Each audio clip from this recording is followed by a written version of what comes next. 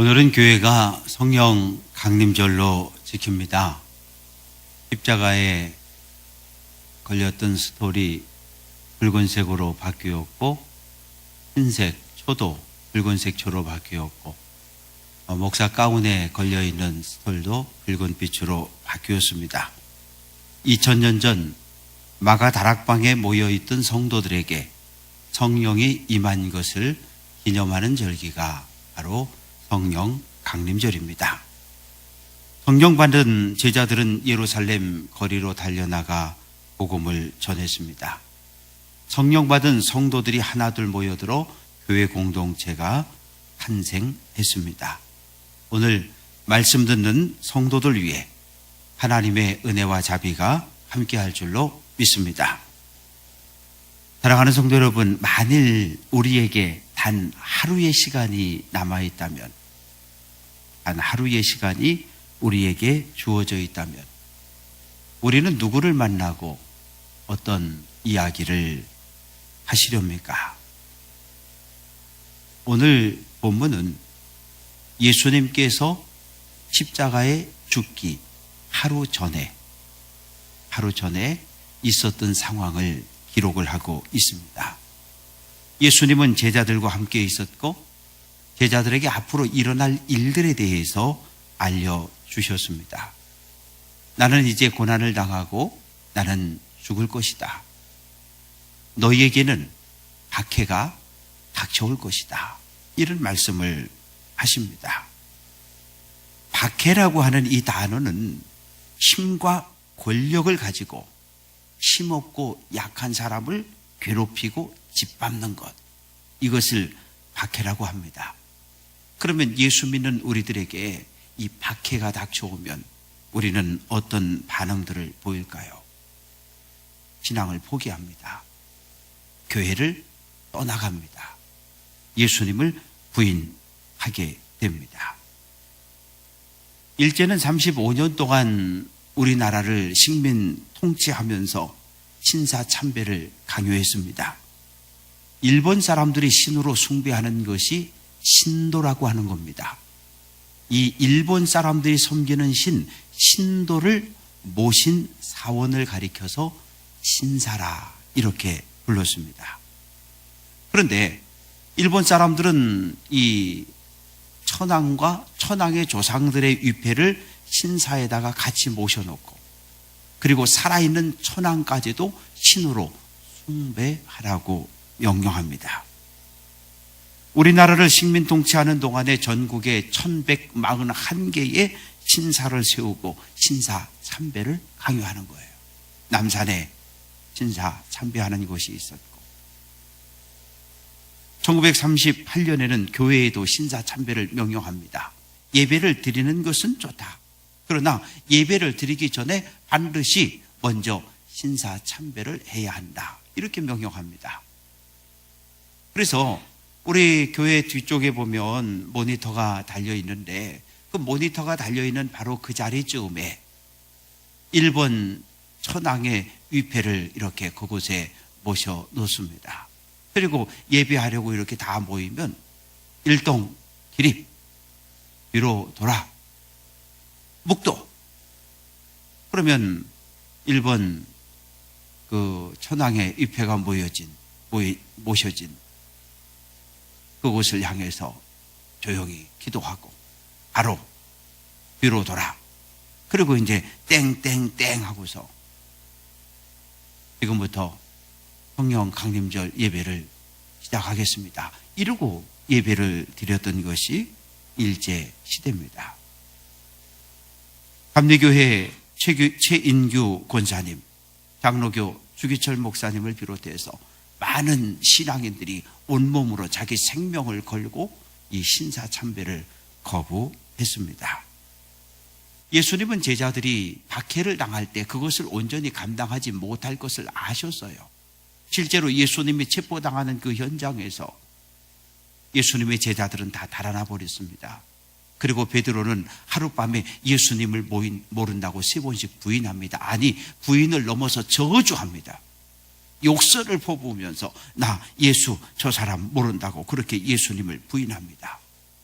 그래서 예수님은 앞으로 너희가 박해를 당할 때가 있을 텐데 그때 내가 너희에게 알려준 이 말씀을 잘 기억했다가 신앙을 잃어버리는 일이 없도록 조심하라고 이렇게 가르침을 주셨습니다.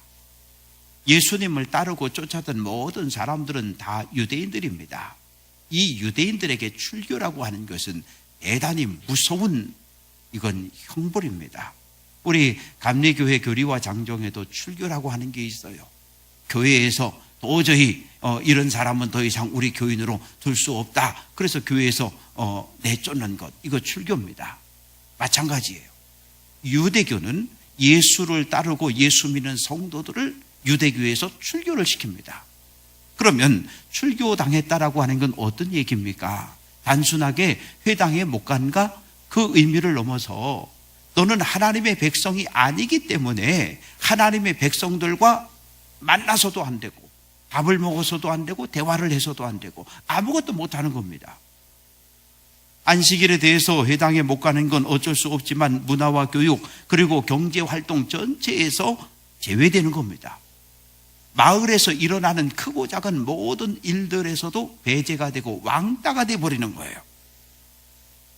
주후 90년 랍비 가말리엘 2세는 예수를 따르는 예수를 믿는 크리스찬들을 이단으로 정죄합니다. 그러니 더 이상 이제 성도들은 이 회당에 들어갈 수 없게 됐습니다. 유대교에서 출교당한 성도들, 유대교와 로마 제국의 고난과 박해를 뚫고 새로운 신앙의 공동체를 만들었는데 그것이 바로 교회 공동체입니다. 사랑하는 성도 여러분, 기독교 역사를 잘 살펴보면 하나님을 잘 믿는다는 종교 지도자들에 의해서 많은 성도들이 죽임을 당하고 순교의 피를 흘린 것을 볼 수 있습니다.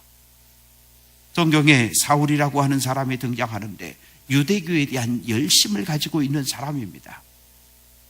스데반, 저놈은 율법을 어겼기 때문에 저놈은 돌에 맞아 죽는 것이 당연해, 이렇게 생각했던 사람입니다. 그것으로 끝난 것이 아니라 사도행전 8장 2절 사울이 교회를 잔멸할세 각 집에 들어가 남녀를 끌어다가 옥에 넘겨주었다. 예수 믿는 성도들의 가정을 하나하나 찾아가서 예수 믿는 성도들을 끄집어내서 데려다가 감옥에 넘겨준 사람이 바로 사울입니다. 그뿐이 아닙니다. 시리아의 수도였던 다메섹까지 달려간 사람입니다. 예수 믿는 사람들을, 도망가 있는 그 사람들을 그곳에서 잡아서 예루살렘으로 끌러오겠다고. 도대체 왜 사울이 이런 삶을 살았을까요? 유대교에 대한 지나친 열심, 잘못된 열정 때문입니다.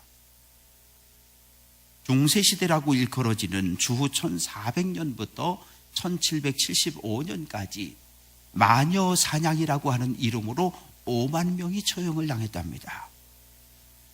누군가 교회에서, 누군가 마을에서 저 마녀다, 귀신 들렸다, 이렇게 말만 하면, 지적하기만 하면 그 사람은 체포되어지고 감옥에 갇히고 고문을 당하고 결국은 때로는 불에 태워지고 때로는 목배임을 당해서 이렇게 처형을 당했습니다.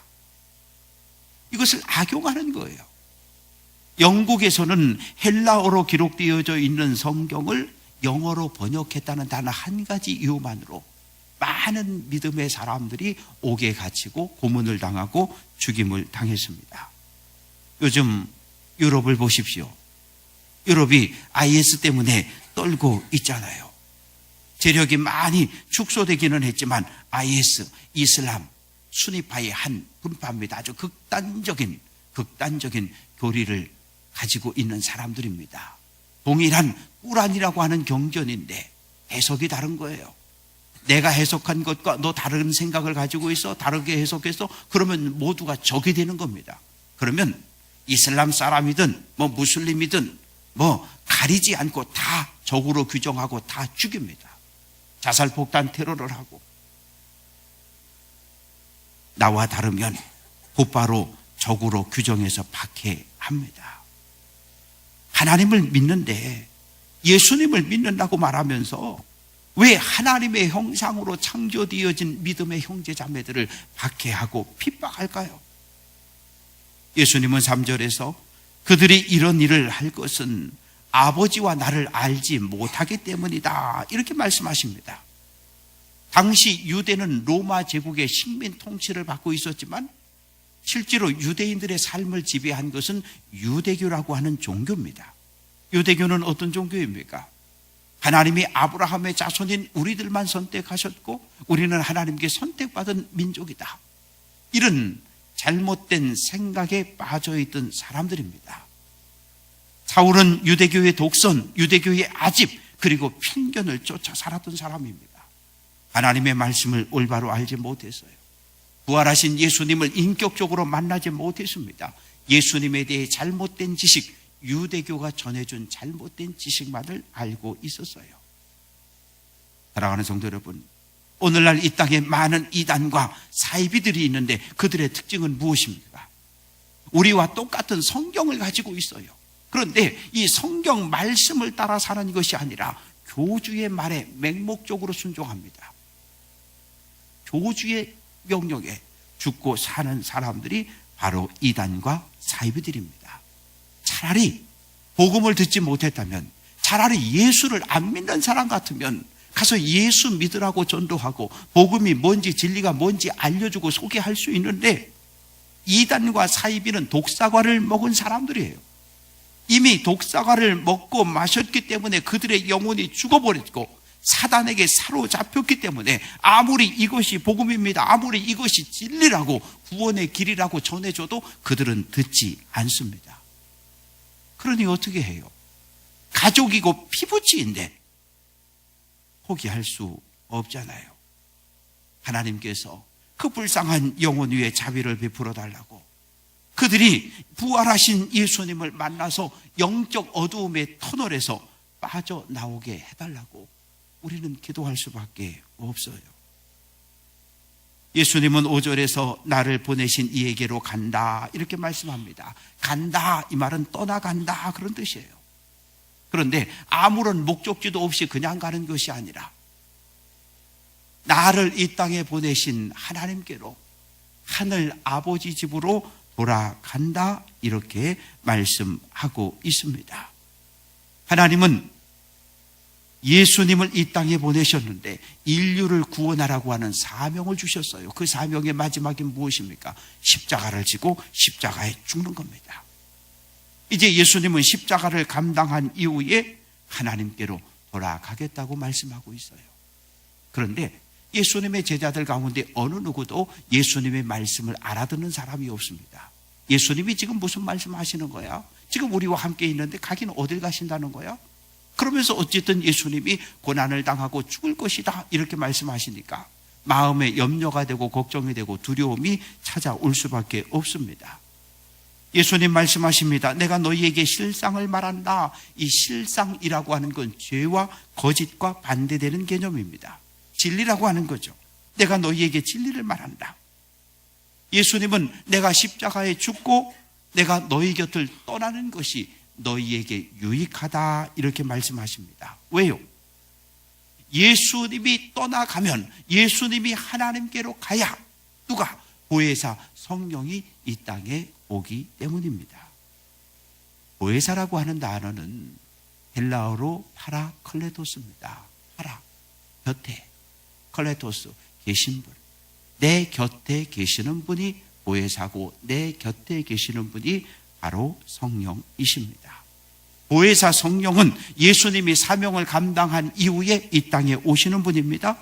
십자가의 죽음을 통해 인류를 위한 구원의 문, 구원의 길을 활짝 열어놓은 이후에 오시는 분이 바로 보혜사 성령입니다.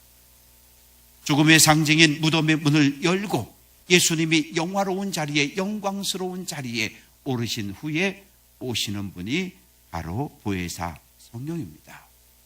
그러면 예수님 떠나가시고 성령이 오시는데 성령이 도대체 뭐하러 이 땅에 오신다는 겁니까? 8절, 그가 와서 죄에 대하여 의에 대하여 심판에 대하여 세상을 책망하시리라. 세상을 책망하러 오시는 분이 성령입니다. 도대체 세상이 무슨 잘못을 했다고 성령께서 오셔서 세상을 책망하신다고 말씀하십니까? 책망이 무엇입니까? 잘못한 것을 꾸짖고 깨우치는 것, 이것이 책망입니다. 예수 그리스도를 드러내기 위함입니다. 예수님을 죽음으로 몰고 간 종교 지도자들의 죄악을 폭로함으로 예수님이 죄 없는 분이라고 하는 사실을 드러내고, 유대교의 거짓된 의를 폭로함으로 예수님의 의로움을 드러내기 위해 성령은 오십니다. 성령은 예수님을 거부한 유대인들에게 하나님의 심판이 이미 시작되었다고 선언하십니다. 사랑하는 성도 여러분, 죄가 뭐라고 생각하십니까? 남매가 힘을 합쳐서 아버지를 살해하는 것, 아내가 남편을, 남편이 아내를 죽이는 것, 이거 죄 맞습니다. 죄라고 하는 단어는 헬라어로 하마르티아라고 말하는데, 우리 저 뒤에 모니터가 관역이라고 생각을 하고 제가 여기서 활을 당겨서 활을 쏩니다. 그런데 여기서 활을 당겨서 화살이 날아가면 관역에 탁탁 꽂혀야 되는데 이 관역에서 벗어나는 것, 이것을 죄라고 표현합니다. 관역은 무엇입니까? 하나님의 말씀입니다. 성도는 하나님의 백성이니까 하나님의 말씀을 따라 하나님의 말씀에 순종해서 살아야 하는데, 하나님의 말씀대로 살지 않는 것, 이것을 성경은 죄라 이렇게 말씀하고 있습니다. 그러면 유대인의 죄는 무엇입니까? 유대인들은 율법을 가지고 있었어요. 율법은 뭐에 대해 이야기합니까? 오실 메시아에 대해 예언하고 있습니다. 율법이 오실 메시아에 대해 예언하고 있으므로 이 유대인들은 메시아가 누군지 알았고 오실 것을 알았어요. 그런데 정작 메시아이신 예수님이 이 땅에 오셨는데 유대인들은 배척합니다. 거부합니다.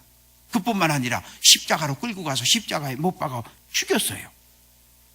메시아로 오신 예수를 영접하지 않은 것, 이것이 유대인들의 죄입니다.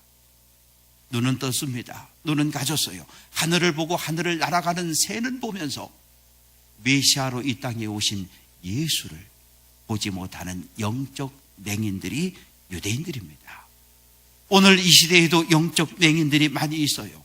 예수님 부활하셨습니다. 부활하신 예수님에 대한 복음이 계속 확산되고 있는데, 예수님 부활하셨습니다. 그분이 우리의 죄를 위해 십자가에 죽고 부활하셨습니다. 복음을 전해주지만 받아들이지 않는 사람들, 그들 역시 예수를 영접하지 않았던 유대인들처럼 하나님의 책망과 심판을 받을 수밖에 없습니다.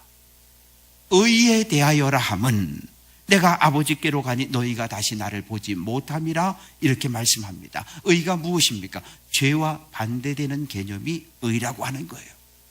대제사장, 바리새인 의인들입니다. 사회에서 인정해준, 공인받은 의인들이에요. 그런데 그들은 별로 친하지 않아요. 대제사장과 사두개인, 바리새인, 빌라도 총독, 별로 관계가 안 좋은 사람들. 그런데 그날은 마음이 하나 됐어요. 뭐 하는데? 예수를 죽이는 일에 마음이 하나 됩니다. 대제사장은 예수를 신성 모독죄로 고발했고, 빌라도는 예수에게 십자가형을 선고합니다. 그런데 그냥 십자가형을 내릴 수는 없으니까 물어보잖아요. 예수님과 만나서 이야기를 주고받아 보니까 예수는 무죄인 거예요. 한 번 생각해봐도 무죄고 두 번 이야기해봐도 무죄고. 그런데 이 대제사장들과 장로들이 동원한 무리들이 성문 밖에서 소리를 지르는 겁니다. 예수를 무죄로 석방하면 당신은 로마 황제의 충신이 아닙니다. 예수 저놈은 스스로 왕이라고 주장했으니 로마 황제를 향해 반역을 일으킨 거니까 예수 저놈을 십자가에 못 박아 죽이라고 소리를 지릅니다. 이 군중들의 소리에 빌라도가 겁을 먹은 거예요. 왜? 폭동이 일어나면 로마 황제에 의해서 책망을 받고 자칫되면 총독의 자리에서 해임될 수 있으니까. 그래서 예수님이 무죄인 줄 알면서 십자가형을 선도한 것, 그것이 빌라도의 어리석음입니다. 사랑하는 성도 여러분, 대제사장 바리새인들의 고발처럼 예수님이 율법을 어긴 죄인이라면 십자가에 죽는 것 당연합니다. 예수님의 영혼은 영원히 꺼지지 않는 불꽃 구덩이 속에 떨어지는 것이 마땅해요. 예수님 십자가에서 다 이루었다 외치시고 운명하셨습니다. 여기까지는 대제사장과 바리새인들의 말과 행동이 맞습니다. 그런데 어떻게 됐습니까? 하나님께서 무덤에 장사된 예수님을 사흘 만에 살려내셨어요. 예수님 부활하셨습니다.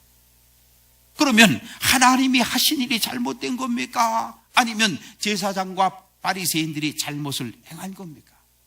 하나님은 언제나 옳으십니다. 부활하신 예수님 감람산에서 많은 사람들이 지켜보는 가운데 하늘로 올라가셨습니다. 그뿐입니까? 스데반이 성령 충만해서 하늘을 봤더니 하늘이 열리고 하나님 보좌에 앉으신 하나님, 그리고 보좌 우편에 서 계신 예수 그리스도 부활하신 주님을 보게 됩니다. 의인인 줄 알았던 대제사장과 바리새인들, 메시아를, 예수를 십자가에 죽인 죄인 중에 괴수들입니다. 성령이 오시면 심판에 대하여라 함은 이 세상 임금이 심판을 받았다. 여기서 심판받을 세상 임금은 누굴까요? 악한 영들, 귀신들의 우두머리인 사단을 이야기합니다. 사단은 공중의 권세 잡은 자, 마귀, 어둠의 세상 주권자로 불리기도 합니다. 오늘날 이 땅에, 이 사회에 혼란을 일으키고 있는 모든 이단과 사이비는 이 사단의 종들입니다. 요즘 신천지가, 이 CBS가 왜곡 방송을 하고 편파 방송을 한다는 그런 이유를 가지고 전국 대학교든 병원이든 길거리든 어디든 가리지 않고 찾아다니면서 서명 운동을 전개하고 있습니다.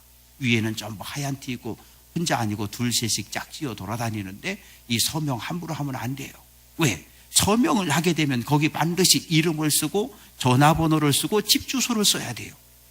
이게 뭐가 되는 겁니까? 신천지는 이 연락처를 가지고 또 성도들을 공격하고 사람들을 포섭해서 자기들과 똑같은 멸망받을 사람들로 만들어버립니다. 이게 사단의 역사지요. 사단을 향한 심판은 예수님이 이 땅에 오심으로 이미 시작이 되어졌습니다. 예수님 십자가의 죽음으로 사단이 승리한 것처럼 보였지만 하나님께서 죽은 예수를 살려내심으로 사단은 패하고 말았습니다. 예수님은 사단과 싸워 승리했음을 선언하십니다. 요한복음 16장 33절, 세상에서는 너희가 환난을 당하나 담대하라. 내가 세상을 이기었노라. 내가 세상을 이기었노라고 선언하십니다. 아직 예수님께 감당치 못한 사명이 하나 남아 있습니다. 무엇입니까? 이제 내일 십자가에서 죽어야 되는 거예요. 이 사명이 남아 있는 거예요. 12절, 내가 아직도 너희에게 이를 것이 많으나 지금은 너희가 감당하지 못하리라, 이렇게 말씀합니다. 예수님 3년을 쫓아다녔는데 예수님의 제자들은 아직도 예수님이 메시아라고 하는 확신이 없어요. 그런 제자들에게 내가 체포당하고 죽고 부활한다, 아무리 설명을 해도 제자들은 예수님 말씀을 이해하지도 못하고 감당하지도 못합니다. 예수님은 하나님의 뜻을 다 알고 계셨습니다. 다 알고 계셨지만 아는 모든 것을 제자들에게 알려주지는 않으셨어요. 그러나 성령은 어떠하십니까? 성령은 하나님의 뜻을 알고 있는 분입니다. 성령은 예수님이 선포한 모든 말씀도 아시는 분, 성령은 제자들의 염려와 근심, 두려움도 아시는 분입니다. 성령의 역사는 무엇입니까?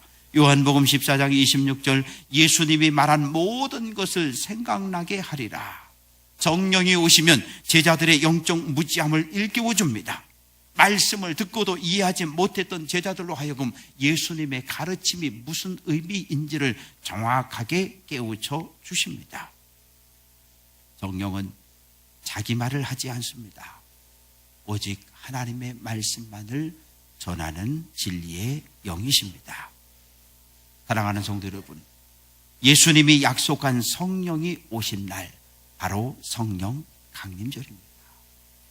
부활하신 예수님, 너희는 예루살렘을 떠나지 말고 내게서 들은 바 아버지께서 약속하신 것을 기다려라. 그 말씀을 기억한 성도들이 마가다락방에 하나 둘 모였는데 120명이 모였습니다. 그들이 마음을 같이 해서 한 마음으로 하나님께 기도할 때 오순절이 되었고 마가다락방에 모인 성도들 위해 성령이 임합니다. 사도행전 2장 4절 그들이 다 성령의 충만함을 받고 성령이 말하게 하심을 따라 다른 언어들로 말하기를 시작하니라 말씀합니다. 하나님은 인류를 위한 구원의 계획을 세우십니다. 성자 예수님은 하늘 아버지 말씀에 순종함으로 십자가를 지십니다. 하나님의 뜻을 알고 예수님의 가르침을 알고 있는 성령께서 이 땅에 오심으로 이 땅의 교회 공동체가 탄생했습니다. 성령은 교회를 통해 하나님의 영광을 드러내기를 원하십니다. 성령은 성령 받은 성도들이 땅끝까지 달려가며 복음을 전하는 증인들이 되기를 원하십니다. 복음의 증인으로 살다 보면 때로 수치를 당하고 모욕을 당합니다. 복음의 증인으로 살다 보면 때로 박해를 받고 때로 순교를 당할 때도 있습니다. 그때 우리 곁에 계시는 분, 보혜사 성령이십니다. 믿음을 잃어버리지 않도록, 고난 중에 믿음을 포기하지 않도록 우리를 곁에서 붙들고 계시는 보혜사 성령, 우리는 보혜사 성령을 의지해야 합니다. 내 힘으로 천국 갑니까? 아니요. 보혜사 성령의 도우심을 통해 우리는 천국의 영광된 자리에 들어갈 수 있습니다. 사랑하는 성도 여러분, 우리 교회는 성령 공동체입니다. 성령의 인도함을 받는 공동체입니다. 한 마음 한 뜻이 되어 기도할 때 성령을 경험할 수 있습니다. 우리는 날마다 예수를 그리스도로 고백하는 신앙의 삶을 살아야 합니다. 때를 얻든지 못 얻든지 부활의 주님을 전함으로 하나님의 나라를 확장시키고 하나님의 나라를 든든히 세워가는 일에 귀하게 쓰임받는 귀한 성도들, 귀한 복음의 증인들이 되시기를 주님의 이름으로 부탁드립니다. 기도합니다. 죽음 권세 이기시고 부활하신 예수님, 인류 구원을 위한 문을 여신 것 감사합니다. 주님 때문에 하나님의 은혜로 성령의 도우심으로 하나님의 백성 되었고 복음의 증인되게 하신 것 감사합니다. 우리 교회는 성령 충만한 교회 되게 하여 주옵소서. 사랑하는 모든 성도들이 성령 충만해서 권능받게 하시고 땅끝까지 달려가며 복음을 전할 수 있는 복음의 증인들로 살게 해 주옵소서.